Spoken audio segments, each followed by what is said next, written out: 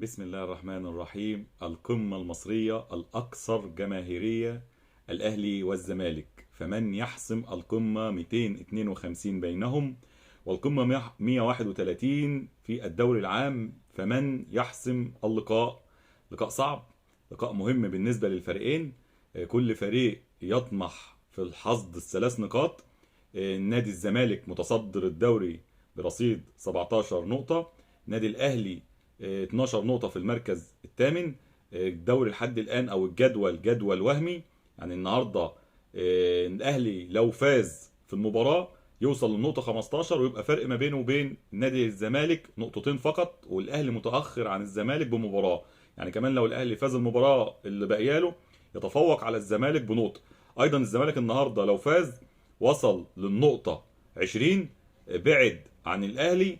فالنهارده المباراه تعتبر بست نقاط، مباراه مهمه. ما شفناش مباراه الاهلي والزمالك من فتره او من سنوات بعيده ان يكون كل فريق له 50-50. يعني انا شايف بالنسبه لي لو بتسالني كفه الفريقين متكافئه. يعني النهارده الزمالك قادر يفوز على الاهلي، ايضا الاهلي قادر يفوز عن الزمالك. الجمهورين يطمحوا في كل فريق بالنسبه له، وكل جمهور عاوز ان هو يفوز النهارده ويحصد الثلاث نقاط. بعيد عن الثلاث نقاط، هي قمة مصرية أيا كان مركز الفريقين. زي ما قلنا كده في البداية، هي القمة الأكثر جماهيرية في مصر، وأيضا في الوطن العربي وفي أفريقيا، قمة النادي الأهلي ونادي الزمالك. قبل ما نتكلم برضو كده ونقول يعني ممكن توقعنا للتشكيل، احنا ممكن يعني بنتمنى نشوف مباراة جيدة من الفرقتين في الملعب.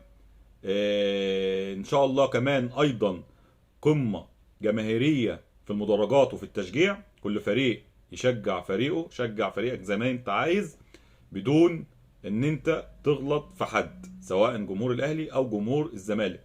انتوا بتمثلوا مصر، يعني قبل ما تكون بتمثل فريقك فانت النهارده بتمثل مصر. مباراة متشافة، مباراة اكثر جماهيرية بالنسبة للكرة المصرية.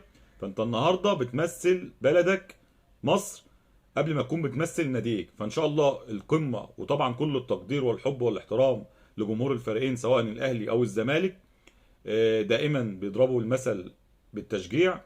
فان شاء الله النهارده نشوف مباراه رائعه في الملعب وايضا في المدرجات. لو هنتكلم كده برضه عشان حتى لا نطيل على مسامعكم، يعني ممكن نتوقع التشكيل كده مع حضراتكم قبل ما نخرج برضو من الصورة ديت. ليه انا حاطط صورة القمة بين الحارسين، سواء النادي الاهلي محمد الشناوي او نادي الزمالك محمد صبحي؟ انا بالنسبة لي النهاردة شايف ان الحارسين هم اللي هيفرقوا في نتيجة المباراة.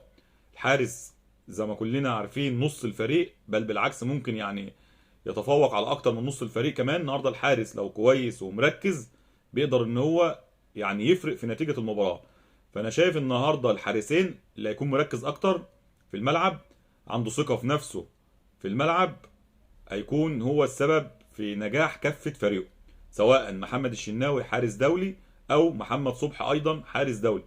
فالنهارده اللي هيركز منهم كحارس مرمى هو اللي هيكون كفته ارجح لفريقه. دي كانت نقطة برضه حابين ان احنا نذكرها يعني. برضه نشوف كده الجدول برضه سريعا مع حضراتكم.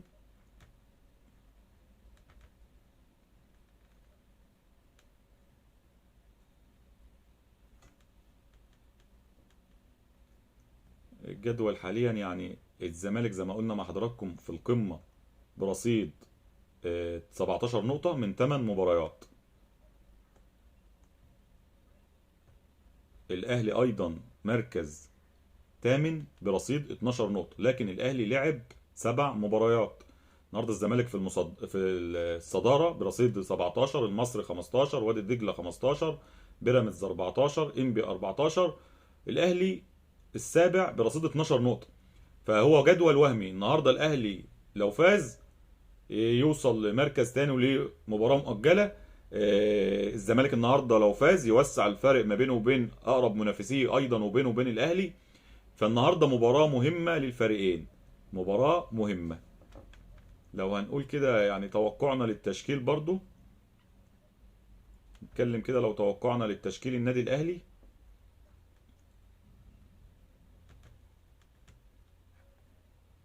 يعني ممكن النادي الاهلي يبدا بمحمد الشناوي في حراسه المرمى، محمد هاني باك يمين، اتنين مساكين ياسر ابراهيم وياسين مرعي، باك شمال مصطفى العش، لاعب ستة نص ملعب مروان عطية واليو ديانج قدامه، وممكن يلعب باتنين ستة، اليو ديانج بيلعب ستة كمان.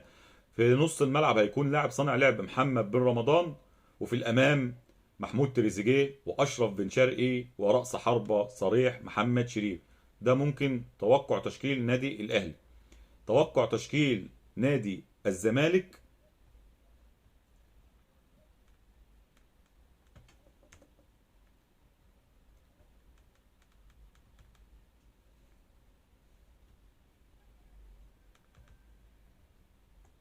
في حراسة المرمى اكيد ان شاء الله النهارده هيبدأ بمحمد صبحي، اتنين مساكين حسام عبد المجيد محمد اسماعيل، باك شمال محمود بن تايج، باك يمين عمر جابر. نص الملعب هيكون نبيل عماد دونجا وعبد الله السعيد وناصر ماهر. في الامام طبعا في خط الهجوم، ادم قايد وخوان بيزيرا، وفي الامام ورأس حربة صريح عدي الدباغ. يعني ممكن التشكيله قريبين لبعض وخطه اللعب قريبه، لكن اللي هيكون مركز النهارده اكتر في الملعب من الفرقتين، ما عندوش حته الانفعال للمباراه ومستعجل على الفوز، هو اللي يقدر يحسم القمه لصالحه. مباراه صعبه بين فريقين كبيرين، سواء الاهلي او الزمالك، من اكبر الفرق في القاره الافريقيه. فان شاء الله نشوف مباراه ممتعه ان شاء الله باذن الله. تكون مباراه، انا توقع للمباراه يعني شايف كفه الفريقين 50-50، ممكن شايفها تعادل، ولو فيها تعادل هيكون بنتيجه ايجابيه. يعني ممكن نشوف النهارده، بالنسبه لي بقى توقع والله اعلم برضه، توقع ممكن اشوف النهارده 3-3 بنتيجه، يعني نتيجه ايجابيه. نتيجه التعادل ممكن تكون نتيجه كبيره، فانا ممكن اشوف النهارده نتيجه 3-3. وايضا ممكن كمان بقى كده يعني اشوف لاعب من الفريقين ممكن يكون صاحب هاتريك النهارده. فالنهارده مباراه مهمه للفريقين. ايضا انتوا يعني كجمهورنا الحبيب توقعوا معانا في التعليقات كده، طبعا شرف لنا متابعتكم، وان شاء الله نستمتع بمباراه تليق باسم وحجم الفريقين الاهلي والزمالك. واسف على الاطاله، ويعني ما اجمل بدايه للكلام ونهايه للكلام. بالصلاه والسلام على سيد الانام سيدنا محمد صلى الله عليه وسلم، وشكرا لكم، والسلام عليكم ورحمه الله وبركاته.